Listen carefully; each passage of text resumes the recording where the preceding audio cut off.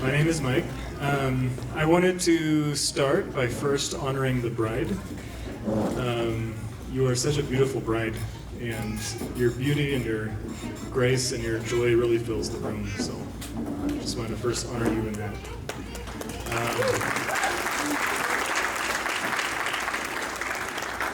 So about 8 or 9 years ago, I'll try to keep this short, but 8 or 9 years ago, the parish that I went to, St. John the 23rd,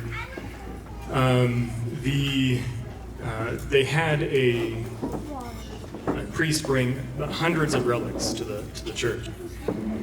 And for Catholics, relics are parts of the saints or parts of their garments or whatever, and they're contained in reliquaries or little containers that hold the relics themselves.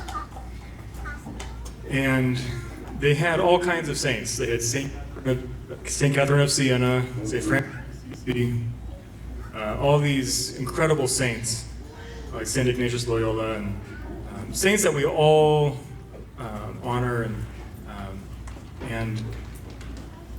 but there was one reliquary in particular, and it wasn't flashy, it wasn't big or anything. It was a very small reliquary, but it was the one reliquary that I really remember. And it contained the relics of Saint Zélie and Saint Louis Martin.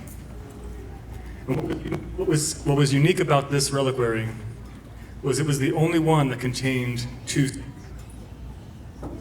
It was the only one that contained two saints. And it was a sign of the life that they shared in heaven together. And it is their intercession that I have been praying for the both of you for the past few months.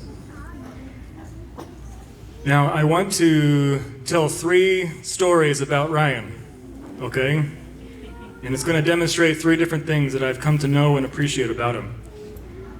The first one is that when I first met him, he had just come to Colorado, and he was studying for his master's degree in physics.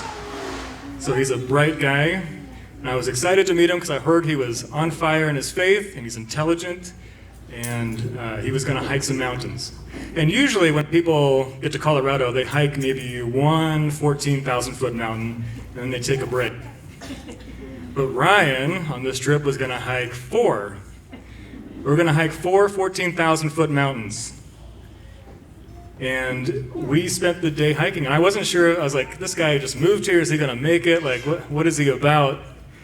And this guy crushed it.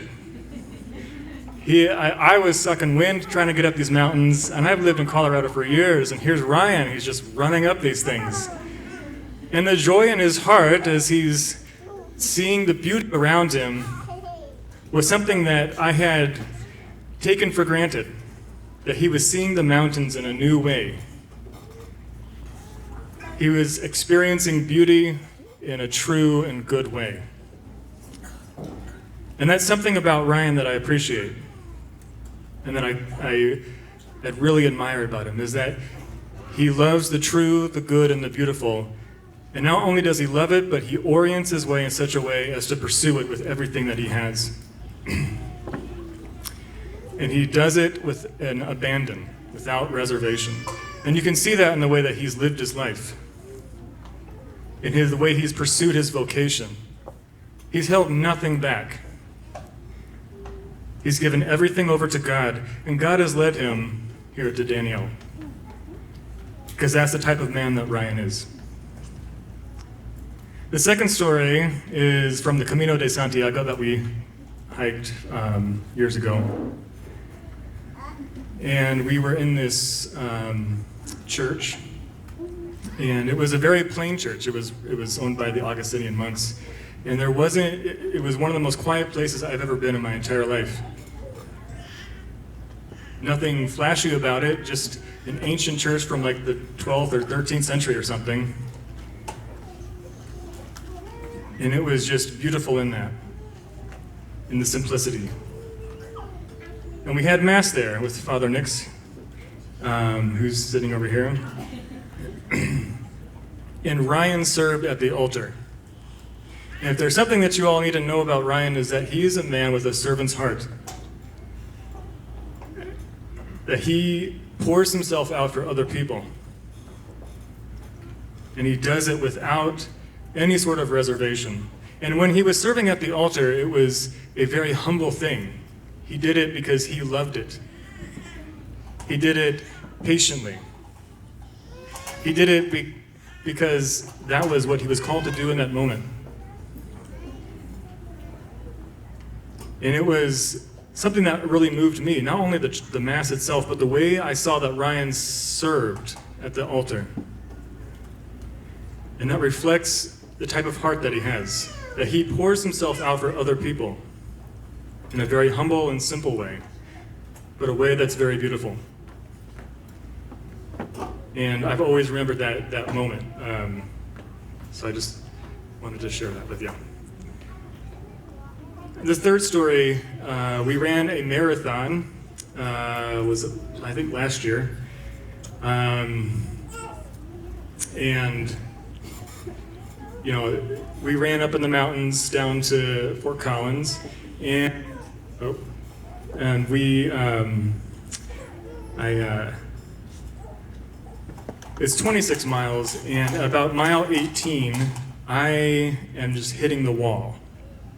And I look over at Ryan, and he's just chattering. He's just talking like there's nothing going on, and he's just praying, he's just talking to me about different things, and I'm like barely able just to like even lift my feet anymore.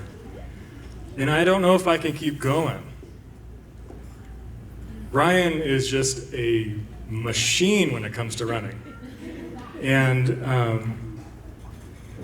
Ryan easily could have just kept going. Like, I was one of the last people of all of the hundreds of participants to finish. It was so bad that my parents thought something bad had happened to me, because there were 75-year-old people who had finished before me. Like, seriously, and my parents almost left. Like, they're like, something must have happened. And Ryan easily could have finished. He could have easily just gone on.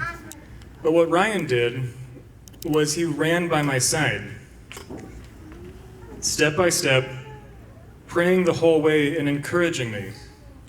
He endured probably an additional hour and a half in the heat, additional wear and tear on his knees, just for the sake of being my friend in that moment and encouraging me.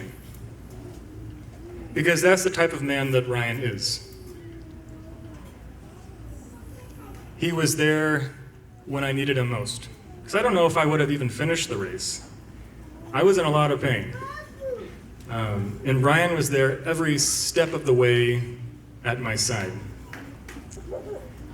And these are the attributes, Ryan, that I know and I also pray that you will continue pursuing your wife with.